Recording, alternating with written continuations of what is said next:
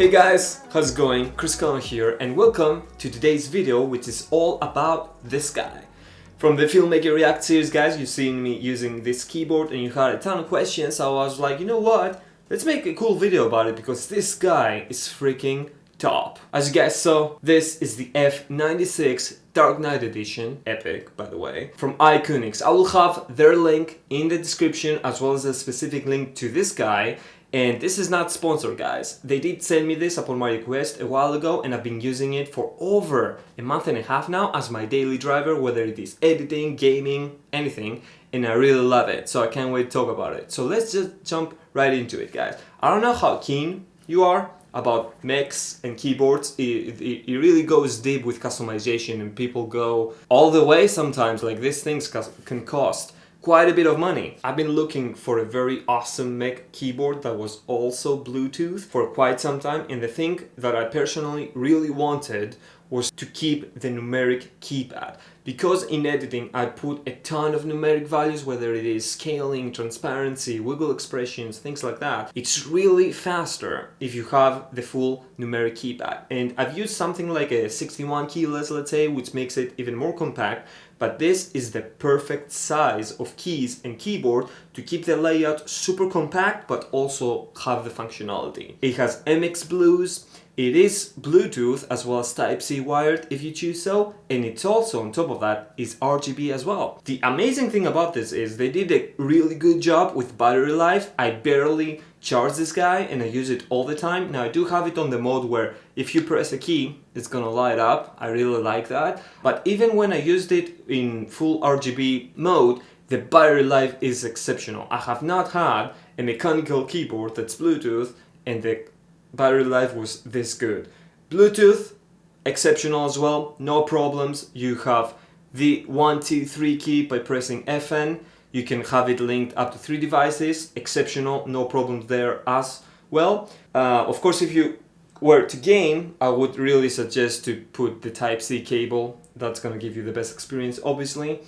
And in terms of the ductility, it's kind of like objective, like it depends if you like linear switches or tactile. Like I said, these are MX Blues, but I do go the route of putting some silicone crease in them to make them way smoother. They're still tactile, but it removed a bit of the scratchiness that it's inherent from MX Blues.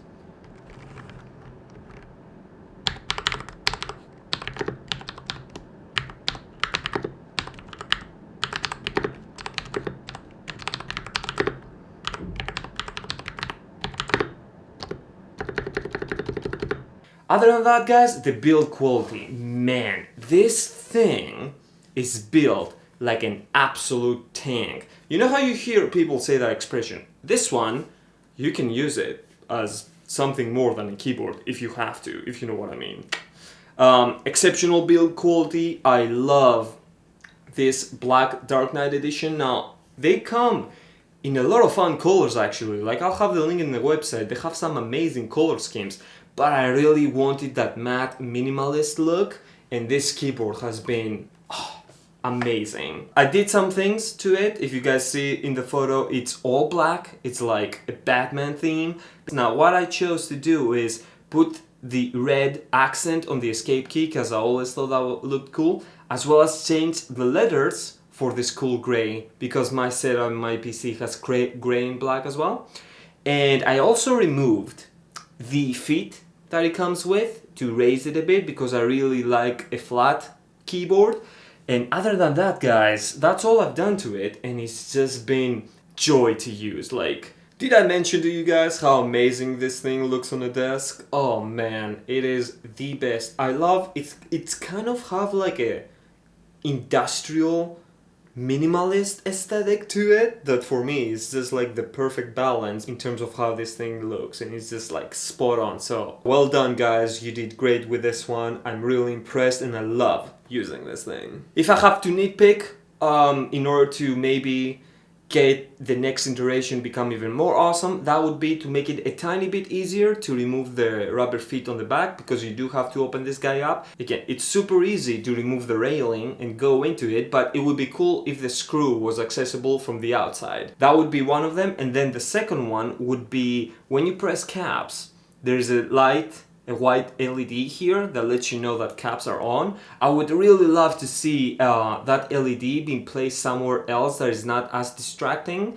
That would be cool, but again, this is just nitpicking. This guy is being amazing. I love it. I'm gonna be using it for quite some time. Also, as a last thing, they do offer a software as well, so you can customize the specific light zones and everything that you want, and a per key color scheme as well, so it's fully customizable. The only thing to keep in mind in the black edition is that because everything is black, the RGB is more of a bottom glow across the keyboard, versus if you choose to change the keycaps a bit, then light will go through. It depends on what you want to do. This is my keyboard, guys. This is what you've been seeing in all the Filmmaker React series, so now you know. I'll have the links in the description, and I'll catch you guys either on Sunday or more probably Monday with another Filmmaker Reacts episode. Until then, stay awesome and creative.